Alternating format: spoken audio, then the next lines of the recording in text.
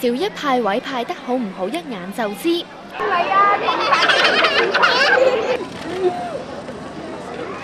喺學額最缺乏嘅北區派返園區就讀，家長就好似中獎咁開心。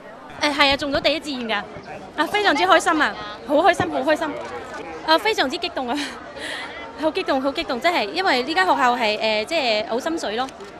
但亦都有本地學童要跨區到大埔返學。點解我哋原居民仲要分去大埔啫？點解反正嗰啲跨區嗰啲佢自己都可以跨啦，跨遠少少啫嘛。咁反正我哋原居民肯定俾翻個優惠我哋喺翻原居民呢度啦。咁如果我返回機制嘅話，揀翻又唔係自己心儀嘅學校，如果佢揀咗唔知邊度嘅話，更加入嘅話係咪先？北區更加入嘅地方嘅話，咁我哋又冇得翻嚟呢度喎。今年跨境學童增加，北區小一學額緊張，大約400名北區學童被派到大埔升學。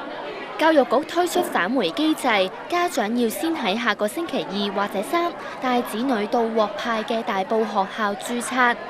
想返回北區度，就要喺17至到19號致電教育局熱線登記，同郵寄或者傳真回條確認，以電腦隨機分配到上水同埋粉嶺校網學校就讀，但就要放棄大埔學位，而且冇得上訴。有北區校長批評教育局早幾日突然公布新機制，造成混亂，造成呢個家長嘅混亂啊！開頭佢又唔係好清晰話俾家長聽，就話呢冇得選㗎，係咪啊？家長唔可以自己有個選擇啊嘛，只能夠由政府一個自由抽籤去處理。咁好啦，嗱嗰個大家都好彷徨嘅。咁政府可唔可以回流翻嚟嘅時候呢，都或者跟翻志願，或者係跟翻個地區啊嘛？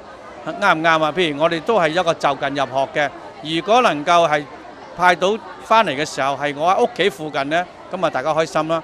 佢希望返回機制只係臨時性，明年應該要撤銷。今年有23000名學童參加小一統一派位，比去年增加咗4000人，但只有18862人獲派頭3志願。香港寬頻電視記者陳永山報導。